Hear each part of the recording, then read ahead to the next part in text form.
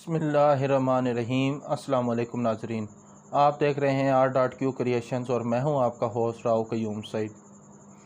नाजरीन, धमकी आमेज़ ख़त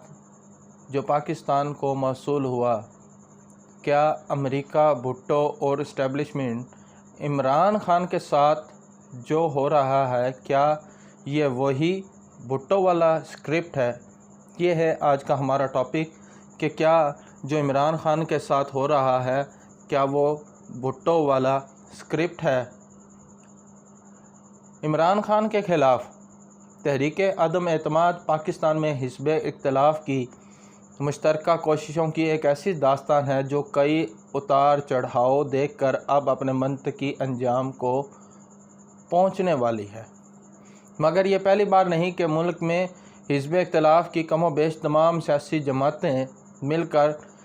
किसी मुंतखब हुकूमत को घर भेजने की कोशिश कर रही हों। इससे कबल भी मुल्क की सियासी तारीख़ में मुंतखब वज़राए आज़म को निकालने की मुश्तरका कोशिशें की जाती रही हैं। अगरचे इस बार न्यूट्रल होने के बयानिए को ख़ास अहमियत हासिल है, मगर पाकिस्तान के मखसूस हालात में अक्सर इन कोशिशों को कमोबेश पसे पर्दा ताकतों की गैबी इमदाद हर बार ही मैसर रही है। और जैसे आज इमरान खान ख़त का हवाला देकर अपनी हुकूमत के ख़िलाफ़ बैरूनी साजिश का निशान ढूंढने की कोशिश कर रहे हैं, इसी तरह के दावे सियासी तारीख़ में इससे पहले भी सामने आते रहे हैं। वज़ीर आज़म इमरान खान खुलकर ये भी कह चुके हैं कि पीपल्स पार्टी के मौजूदा शरीक चेयरमैन आसिफ जरदारी और उनकी बंदूक के निशाने पर हैं और वही उनका पहला निशाना होंगे। मगर ये अलग बात है कि आज इमरान खान की हुकूमत का धड़न तख्ता करने में जो पाकिस्तान पीपल्स पार्टी ख़ास तौर पर पेश है, ख़ुद उसके अपने बानी जुल्फ़िकार अली भुट्टो की हुकूमत और उनके इक़्तिदार के ख़ात्मे के लिए भी मुश्तरका हिज़्ब इख्तिलाफ़ ने ही भरपूर मुहिम चलाई थी। ज़रा देर को माजी के झरोकों से झांक कर ये देखने की कोशिश करते हैं कि जुल्फ़िकार अली भुट्टो और इमरान खान की हुकूमत के ख़ात्मे में अमेरिका और इस्टेब्लिशमेंट पर इल्ज़ामात के अलावा क्या कुछ एक जैसा है और क्या कुछ अलग है। जुल्फ़िकार अली भुट्टो एक मुंतखब वज़ीर आज़म थे। 16 दिसंबर 1971 को बांग्लादेश का क़याम अमल में आया तो PIA की एक ख़ुसूसी परवाज़ अमरीकी शहर न्यूयॉर्क के लिए रवाना की गई ताकि वहाँ कायम अक़वाम मुत्तहिदा के सदर दफ्तर में पाकिस्तान का मुकदमा लड़े। जुल्फ़िकार अली भुट्टो को वतन वापस लाकर बाकी मांदा, ज़ख़म खुर्दा और सदमे का शिकार पाकिस्तान के 2 आला तरीन इंतज़ामी ओहदों पर तैनात किया जा सके। जुल्फ़िकार अली भुट्टो को बैक वक्त मुल्क का सदर और पहला सिविलियन चीफ मार्शल एडमिनिस्ट्रेटर बनाया गया और बिल आखिर 14 अगस्त 1973 को यही जुल्फ़िकार अली भुट्टो 146 अरकान की असम्बली में 108 नशिस्तें हासिल करके मुल्क के पहले मुंतखब वज़ीर आज़म हुए। अब पाकिस्तान नेशनल अलायंस PNA की जो तहरीक चली थी वो क्या थी कि मुल्क को सन 1973 का पहला मुतफ़िक़ा आइन देने और सियासत को ईमानों से मैदानों तक लाने वाले जुल्फ़िकार अली भुट्टो को भी बिल्कुल इमरान खान की ही तरह महज 3.5 साल बाद ही एक मुत्तहिदा हिज़्ब इख्तिलाफ़ की मुश्तरका मुखालफत का सामना पाकिस्तान नेशनल अलायंस यानी PNA की सूरत में करना पड़ा। मुंतखब वज़ीर आज़म भुट्टो के ख़िलाफ़ ये तहरीक मुल्क की 9 मुख्तलिफ़ सियासी जमातों के उस इत्तेहाद ने मुनज़्ज़म की जिसे उर्फ़ आम में 9 सितारे भी कहा जाता था। 5 जनवरी 1977 को कायम होने वाली PNA के इस इजलास में मौलाना फजलुर रहमान के वालिद मुफ्ती महमूद की जमीयत उलमाए इस्लाम, अबुल आला मौदूदी की जमात इस्लामी, मौलाना शाह अहमद नूरानी की जमीयत उलमाए पाकिस्तान, अख्तर मेंगल के वालिद अताउल्ला मेंगल की बलोचिस्तान नेशनल पार्टी, अब्दुल क़य्यूम खान की मुस्लिम लीग क़य्यूम, पीर पगाड़ा और ग्रैंड डेमोक्रेटिक अलायंस GDA के मौजूदा सरबराह सैयद सिबगतुल्लाह शाह پیر پگارا کے والد شاہ مردان شاہ کی مسلم لیگ فنکشنل، نوابزادہ نصر اللہ خان کی پاکستان ڈیموکریٹک پارٹی اور اصغر خان کی تحریک استقلال شامل تھیں۔ جیسے آج ہر طرح کی سوچ رکھنے والی مرکز پسند، وطن پسند، قوم پرست، جمہوریت پسند اور مذہبی جماعتیں اپنی تمام نظریاتی تفریق کے باوجود ایک نقطے یعنی عمران خان کی مخالفت میں ایک جھنڈے تلے جمع ہیں، بالکل اسی طرح پی این اے کی تشکیل بھی صرف اور صرف ذوالفقار علی بھٹو کے خلاف ہوئی تھی، اور سب جماعتیں ایک ہی نقطے پر متحد دکھائی دیتی تھی کہ جس قیمت پر بھی ہو ذوالفقار علی بھٹو کو اقتدار سے نکال دیا جائے۔ جیسے عمران خان کے خلاف ہر نظریے کی حامل تمام جماعتیں مختلف سیاسی اہداف اور مقاصد رکھنے کے باوجود ایک ہو گئی ہیں، بالکل اسی طرح پی این اے کی اس قومی اتحاد میں بھی ہر جماعت متفرق اور الگ سیاسی نظریہ رکھنے کے باوجود ایک جھنڈے تلے جمع ہوئی تھی۔ اب پی این اے پر کن جماعتوں کا غلبہ تھا؟ وہ تھی مذہبی جماعتیں۔ پی این اے میں شامل یہ تمام مختلف خیالات اور متصادم نظریات رکھنے والی جماعتیں بھی شامل تو تھیں، مگر دائیں بازو کی سخت گیر مذہبی جماعتیں اس اتحاد پر ہمیشہ ہی غالب نظر آئیں۔ پی این اے کے جھنڈے کے سبز رنگ نے اس کے سخت گیر مذہبی ہونے کے تاثر کو مزید گہرا کر دیا تھا، جبکہ جھنڈے پر 9 ستاروں کی موجودگی نے اسے 9 ستارے کا عوامی نام بھی دے دیا تھا، اور اس تحریک کو نظام مصطفیٰ تحریک کا نام اور نعرہ دینے سے یہ قیام کے فوراً ہی بعد دائیں بازو کے زیر اثر تحریک دکھائی دینے لگی۔ حزب اختلاف کی تقریباً تمام تر سیاسی جماعتوں کے اس اتحاد کو بظاہر لبرل یعنی بائیں بازو کی جماعت، جھکاؤ رکھنے والے اور اسلام ہمارا دین، سوشلزم ہماری معیشت اور جمہوریت ہماری سیاست کا نعرہ بلند کر کے سیاسی افق پر چھا جانے والے ذوالفقار علی بھٹو کے نظریاتی مخالف کے طور پر دیکھا گیا۔ اب سیاسی مماثلت کے طور پر عمران خان اور بھٹو کے دور میں ایک قدر مشترک اسلامی ممالک کی کانفرنس بھی کہی جا سکتی ہے۔ 22 مارچ 2022 کو دنیا بھر کے 57 اسلامی ممالک کی تنظیم آرگنائزیشن آف اسلامک کنٹریز یعنی OIC کے وزرائے خارجہ کا اجلاس اسلام آباد میں تب منعقد ہوا تھا جبکہ بالکل اسی طرح 22 فروری 1974 کو OIC کا سربراہی اجلاس لاہور میں اس وقت منعقد ہوا تھا جب ذوالفقار علی بھٹو وزیر اعظم تھے۔ ذوالفقار علی بھٹو کے خلاف پی این اے کی تحریک کا تجزیہ کرتے ہوئے صحافی مظہر عباس صاحب کہتے ہیں کہ جس وقت 1974 کی اسلامی سربراہی کانفرنس منعقد ہوئی تو ذوالفقار علی بھٹو کی مقبولیت عروج پر تھی۔ اسلامی سربراہی کانفرنس کا یہ کارنامہ بھی انہوں نے پوری حزب اختلاف کو ساتھ ملا کر انجام دیا۔ ذوالفقار علی بھٹو کے پاس وزیر اعظم بننے سے پہلے ہی سفارتکاری، وزارت اور صدارت کا بھرپور سیاسی تجربہ، اعلیٰ ترین تعلیمی قابلیت، ذہانت اور عوامی مزاج کو سمجھنے کی زبردست صلاحیت بھی تھی۔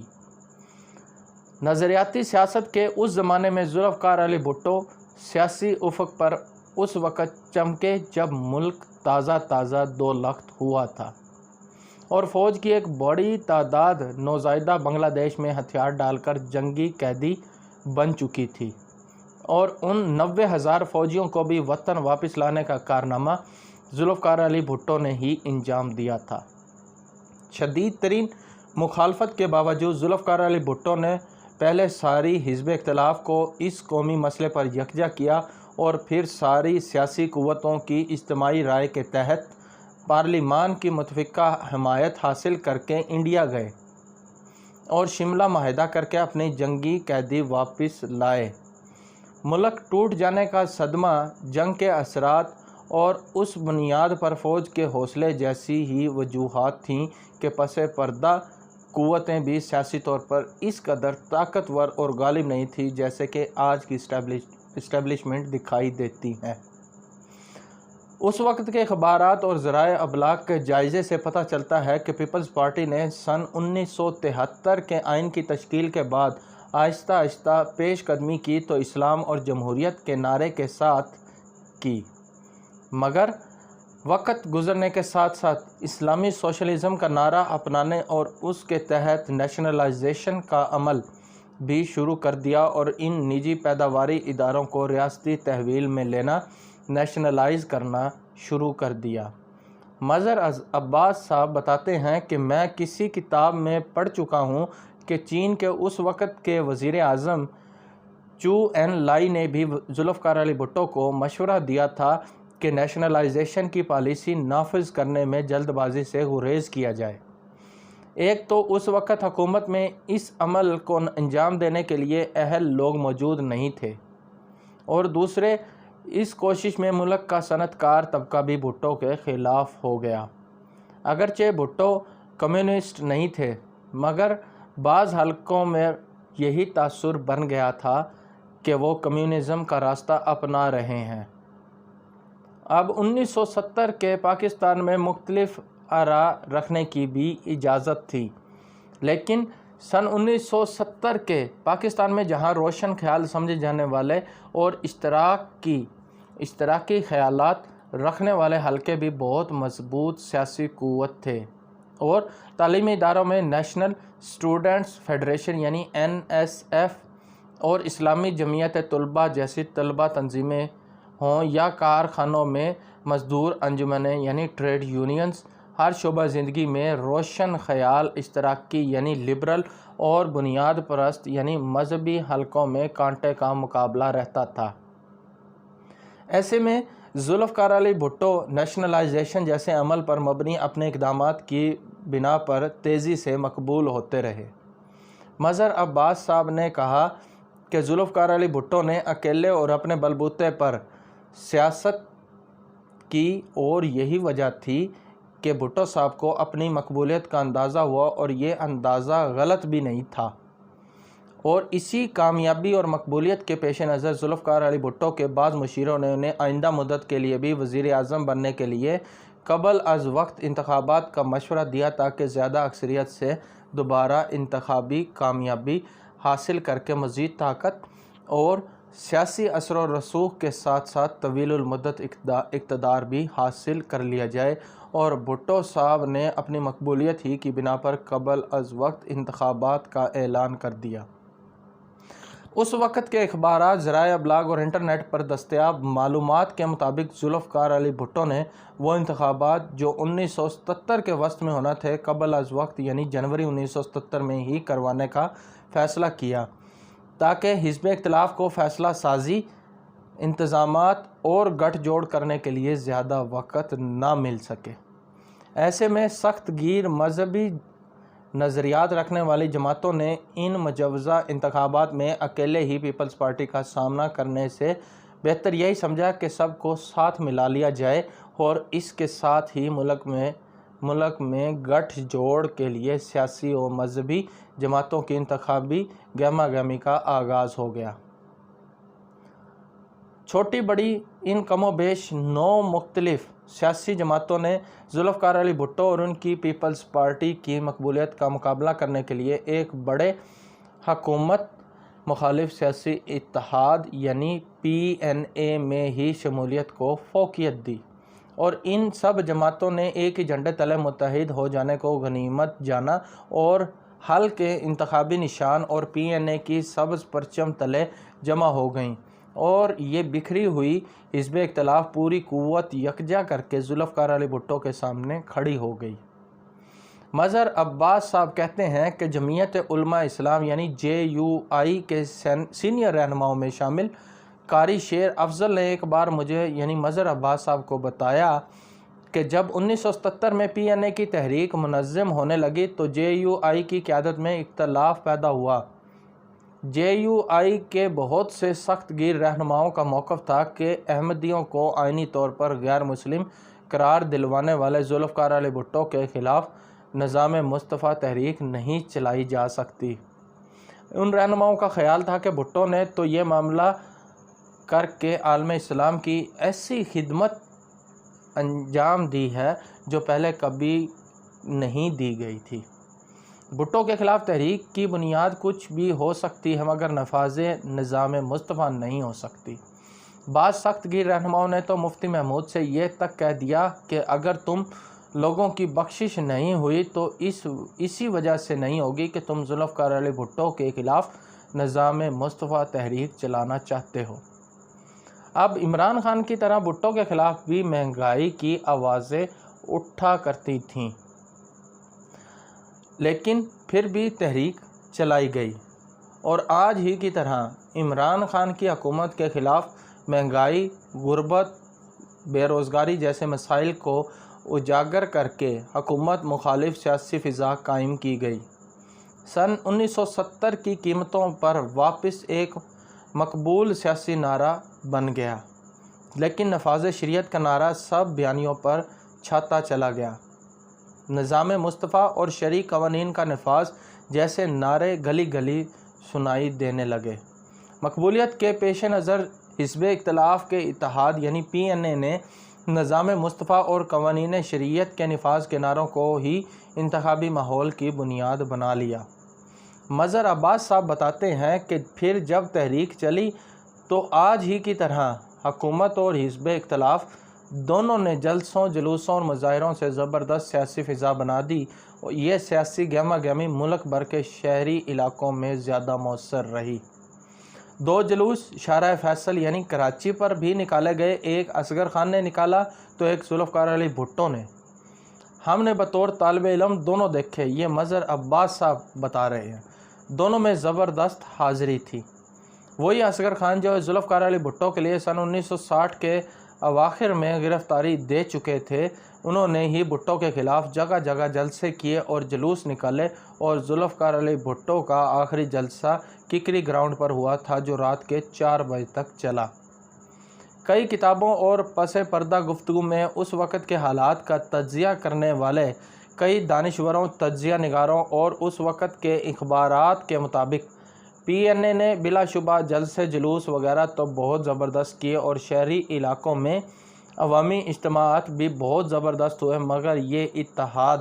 ذوالفقار علی بھٹو جیسا عروج یا انتخابی کامیابی حاصل نہیں کر سکا۔ اس وقت کے اخبارات اور ذرائع ابلاغ کے مطابق ذوالفقار علی بھٹو کی پیپلز پارٹی 216 میں سے 155 پر فاتح رہی، جبکہ PNA کو محض 36 نشستوں پر کامیابی حاصل ہو سکی۔ ان اخبارات اور ذرائع ابلاغ کے مطابق جب پیپلز پارٹی کو یہ زبردست انتخابی کامیابی حاصل ہوئی تو PNA نے انتخابات میں دھاندلی کا بیانیہ اپنا لیا اور اپنی غیر متاثر کن انتخابی کارکردگی کو دھاندلی کا نتیجہ قرار دیا، اور ذوالفقار علی بھٹو کو ہی اس دھاندلی کے لیے مورد الزام بھی ٹھہرا دیا۔ حکومت کے خلاف اس الزام تراشی کی فضا میں ہی ملک بھر کے شہری علاقوں میں زبردست احتجاج، جلسے، جلوسوں اور پرتشدد ہو جانے والے سیاسی مظاہروں کا سلسلہ شروع ہو گیا جو آہستہ آہستہ پھیلتا چلا گیا۔ اخبارات کے مطابق اپنے مشیروں کے مشورے پر ذوالفقار علی بھٹو نے PNA سے مذاکرات کا آغاز کیا، اور ممکن تھا کہ کسی نتیجے پر پہنچ جاتے کہ اچانک PNA نے صرف ایک نعرہ اپنا لیا کہ ذوالفقار علی بھٹو اقتدار سے الگ ہو جائیں، مگر ذوالفقار علی بھٹو کے قابل اعتماد و دیرینہ ساتھی ڈاکٹر مبشر حسن کی مداخلت، تجربہ کاری اور مذاکرات کی زبردست صلاحیت کی وجہ سے جون 1977 میں بالآخر ذوالفقار علی بھٹو اور PNA کے مذاکرات ایک بہتر سیاسی حل کے لیے ساتھ چلنے کی اس نہج پر پہنچ گئے کہ دونوں کسی سمجھوتے پر دستخط کر سکیں۔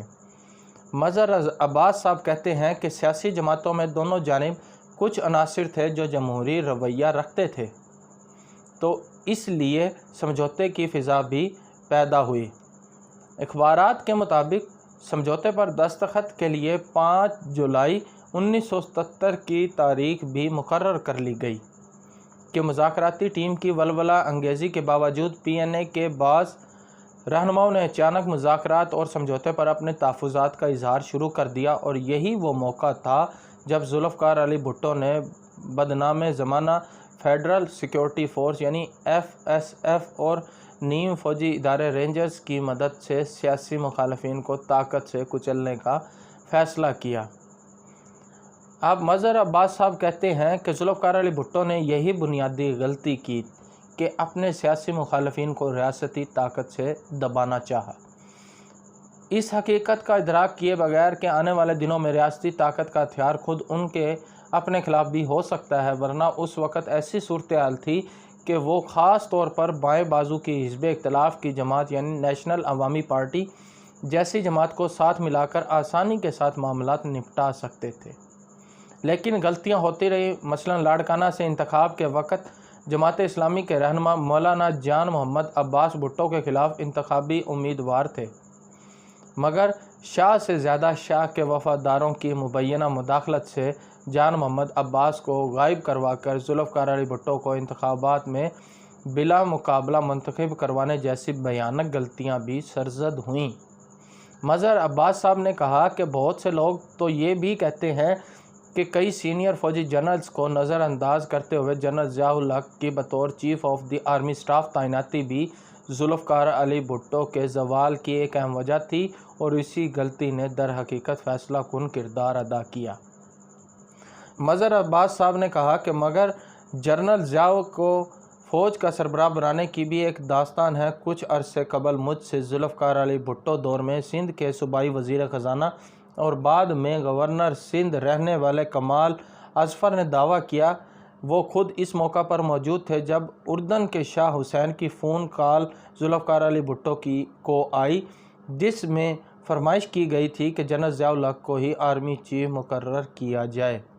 غالباً اس لیے کہ جنرل ضیاء اپنے فوجی کیریئر کے دوران عرب ممالک میں خدمات انجام دے چکے تھے، اور شاہ حسین کے کہنے پر ہی بھٹو صاحب نے جنرل ضیاء کو آرمی چیف مقرر کیا۔ لیکن پیپلز پارٹی کی مرکزی کور کمیٹی کے رکن اور سینیٹر تاج حیدر سمجھتے ہیں کہ ذوالفقار علی بھٹو کے خلاف یہ سیاسی محاذ آرائی نہ تو محض فوجی اسٹیبلشمنٹ کا فیصلہ تھی اور نہ ہی محض مقامی نوعیت کی کارروائی۔ تاج حیدر نے کہا کہ ہماری سیاست میں دو قوتیں ہیں، ایک اسٹیبلشمنٹ ہے اور دوسرے پاکستان کے عوام۔ ڈالر سستا ہوا تھا نہ تو امریکی سامراج عوامی طاقت سے ڈرا ہوا تھا۔ عوامی طاقت عالمی سطح پر کام کر رہی تھی۔ اسلامی ممالک کی کانفرنس 1974 میں ہوئی تھی، بھٹو اس کے رہنما بنے۔ غیر جانبدار ممالک کی کانفرنس ہوئی تو یہ بھی عالمی پیمانے پر ایک ابھار ہو رہا تھا۔ بھٹو صاحب کو عالمی کھلاڑیوں نے اقتدار سے محروم کیا۔ پاکستان سوشلزم کا مرکز اور سامراج دشمنی کا گڑھ بن گیا تھا۔ جو اسلامی سربراہ کانفرنس ہوئی تھی وہ سامراجیت کے خلاف تھی۔ اسلامی تاریخ میں پہلا موقع تھا کہ اسلامی ممالک کے سربراہان ایک چھت تلے جمع ہوئے اور فیصلہ کیا کہ القدس کو آزاد کروائیں گے، یعنی اسرائیل جو امریکہ کا سب سے بڑا مورا تھا، اس کے خلاف یہ سب ممالک متحد ہو رہے تھے، ایک طاقت بن رہی تھی۔ تو ظاہر ہے کہ ان کے لیے ایک بہت بڑا خطرہ تھا، یعنی امریکہ کے لیے ایک بہت بڑا خطرہ تھا، اور بہت سے لوگ سمجھتے تھے کہ کار ثواب ہو رہا ہے۔ پاکستان کی مذہبی لابی اور اسٹیبلشمنٹ اور بھی اس کے لیے امریکہ ہی کے زیر اثر کام کر رہی تھی۔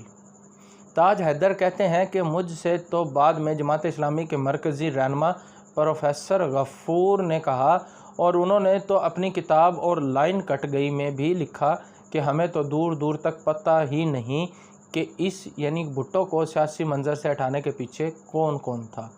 ہم تو سمجھ رہے تھے کہ ملک و قوم کے لیے کر رہے ہیں۔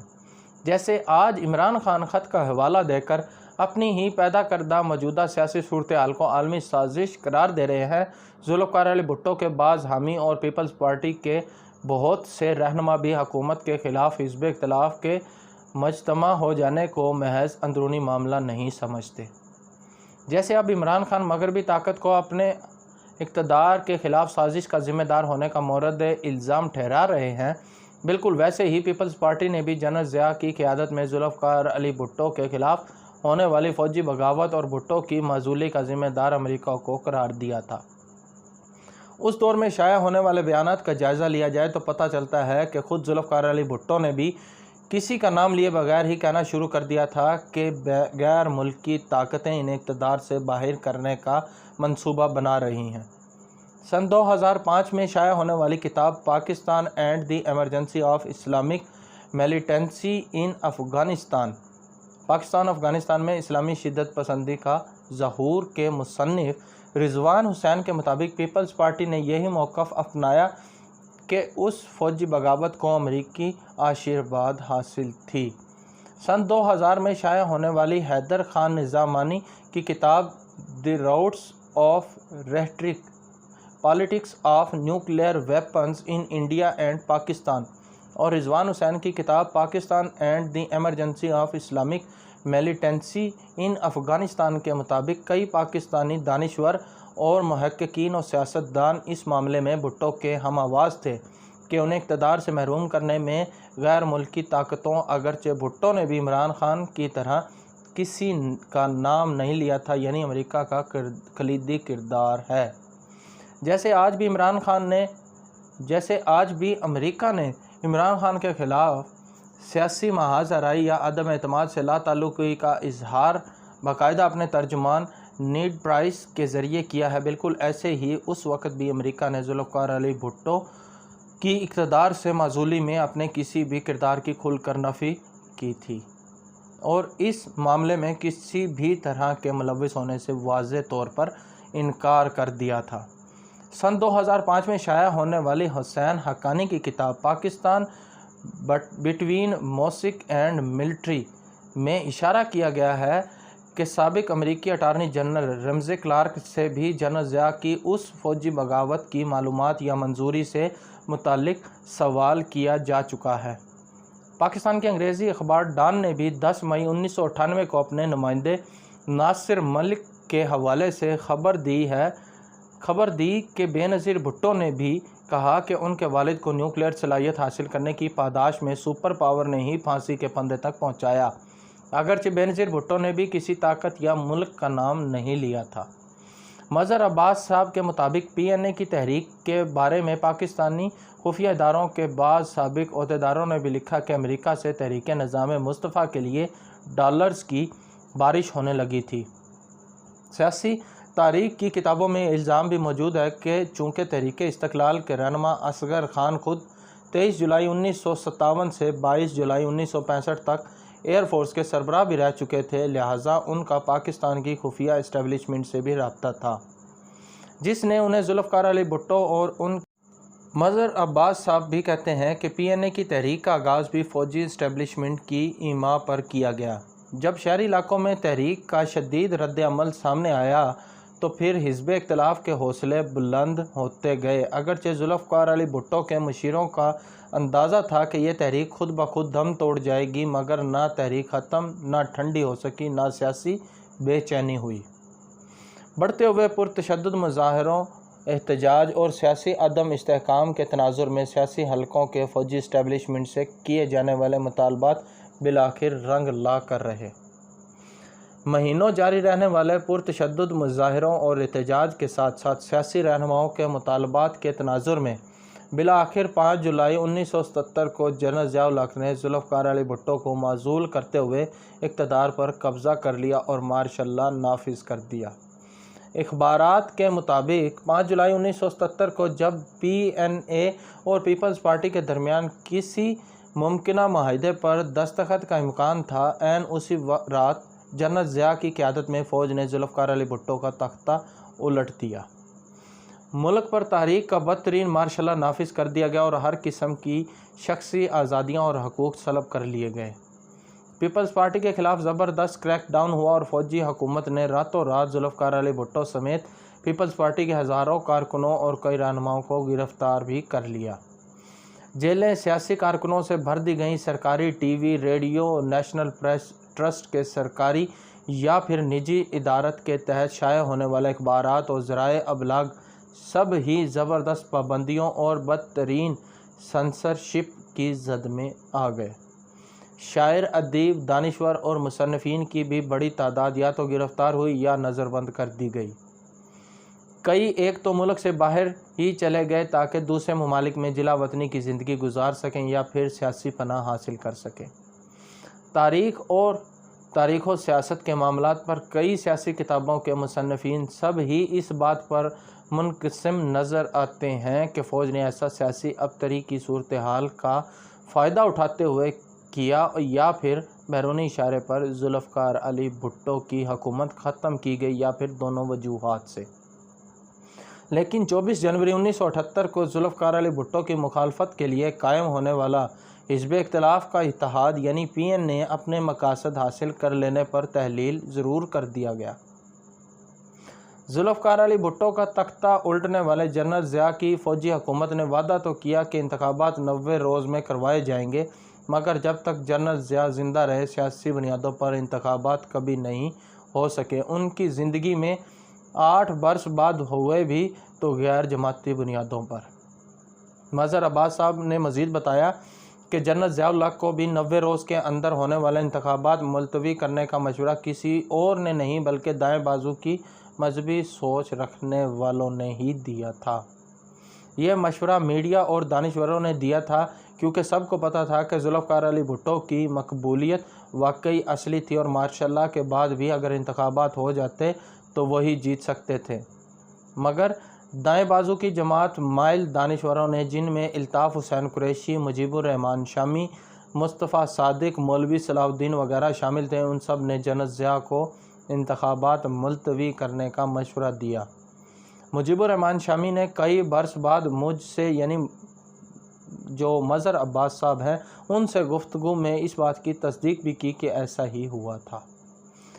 اس مشورے پر جب جنرل ضیاء الحق نے کہا کہ میں تو وعدہ کر چکا ہوں کہ انتخابات وقت پر ہوں گے، اب انتخابات ملتوی کیے تو رائے عامہ کیا کہے گی،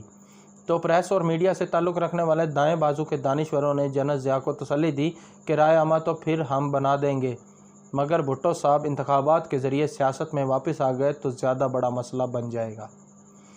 مظہر عباس صاحب کے مطابق جنرل ضیاء نے انتخابات کو التوا میں ڈال دیا اور پھر وہی ہوا جس کا کئی دہائیاں بعد جسٹس نسیم حسن شاہ نے عدالتی قتل کہہ کر اعتراف بھی کیا۔ طویل مقدمے، عدالتی کارروائیوں، زبردست عوامی احتجاج اور قومی اور عالمی مخالفت اور رہائی کے بین الاقوامی مطالبات کے باوجود جنرل ضیاء الحق کی فوجی حکومت نے 4 اپریل 1979 کو ذوالفقار علی بھٹو کو پھانسی دے دی۔ مظہر عباس صاحب کہتے ہیں کہ بھٹو کی پھانسی سے یہ روایت بھی قائم ہو گئی کہ جو بھی سیاستدان مخصوص علاقے میں قدم رکھے گا یا شجرے ممنوعہ کی جانب مائل ہوگا تو نظام حرکت میں آئے گا، یہاں تک کہ ذوالفقار علی بھٹو کی بیٹی کو بھی سمجھوتا کر کے ہی ایوان اقتدار کے راستہ کھلا ہوا مل سکا۔ ذوالفقار علی بھٹو کے حامی اور ساتھی دعویٰ کرتے ہیں کہ مذہبی انتہا پسند طاقتوں کی سرپرستی تو امریکہ نے اپنے مفادات اور مقاصد کے تحت کی تاکہ چین اور روس کے خلاف حکمت عملی اپنانے میں پاکستان کے اندر رکاوٹ نہ ہو سکے۔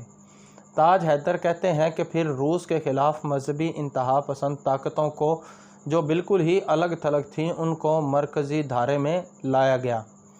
مسلح کیا گیا اور ٹیکس فری سہولتیں فراہم کی گئیں۔ سائیکل پر چلنے والے مولوی اور مذہبی پیشوا 8 گاڑیوں کے قافلے میں چلنے لگے، پورے لشکر تیار کیے گئے۔ اسی وجہ سے مشکلات بھی سامنے آئی، ملک میں کلاشنکوف کلچر آ گیا۔ پاکستان پیپلز پارٹی ہمیشہ سے مذہبی انتہا پسندوں کے خلاف رہی۔ عدالتیں آج بھی بے نظیر بھٹو کے قاتلوں کو رہا کر رہی ہیں تو وہ سوچ آج تک باقی ہے۔ پروفیسر غفور صاحب نے مجھے تاج حیدر کو بتایا کہ چیف آف آرمی سٹاف کے یہاں ہونے والے ایک اجلاس میں غلام مصطفیٰ جتوئی صاحب اپنی گاڑی پر پارٹی کا جھنڈا لگا کر چلے گئے تو کسی نے کہا کہ یہ جھنڈا تو ہٹا دیں۔ ایک سوال پر تاج حیدر نے کہا، دیکھیں 2 سیاسی جماعتوں نے چارٹر آف ڈیموکریسی یعنی میثاق جمہوریت پر دستخط کیے تو انہوں نے تیسری جماعت بنا دی، مگر PNA کی تحریک میں نیشنل عوامی پارٹی اور پاکستان ڈیموکریٹک پارٹی یا پھر تحریک استقلال جیسی جمہوری سیاسی جماعتوں کی شمولیت کے سوال پر تاج حیدر نے کہا کہ جب ایسی جماعتوں نے دیکھا کہ بہت بڑا نقصان کر لیا ہے تو پھر یہ جماعتیں MRD کی تحریک میں پیپلز پارٹی کے ساتھ آ کھڑی ہوئیں۔ جب انہوں نے دیکھا کہ جو کچھ ہم نے کیا ہے عوام اس کے خلاف ہیں تو پھر MRD میں ساتھ آئے وہ اور اس ماحول کا مقابلہ پیپلز پارٹی کے ساتھ مل کر کیا۔ میں نے تو ایک دفعہ امریکی سفیر سے پوچھا کہ آپ کو اس پر کیوں فکر نہیں ہے کہ دنیا کے لوگ آپ سے نفرت کرتے ہیں؟ دنیا کے کسی بھی کونے میں چلے جائیں، سڑک پر کسی کو بھی روک لیں یا ان سے گفتگو کر لیں، کہ وہ امریکہ کے خلاف ہی بات کرے گا، جبکہ آپ سب کو امداد بھی دیتے ہیں اور دنیا کے کسی بھی کونے میں چلے جائیں، چین کے بارے میں بات کریں، لوگ ان کی تعریف ہی کرتے ہیں۔ تاج حیدر نے کہا کہ ذوالفقار علی بھٹو کو پھانسی تو چڑھا دیا مگر ملک کے مسائل آج بھی وہیں کے وہیں ہیں۔ تو ناظرین، یہ تھی آج کی ہماری ویڈیو، امید ہے آپ کو پسند آئی ہوگی۔ تھینک یو، اللہ حافظ۔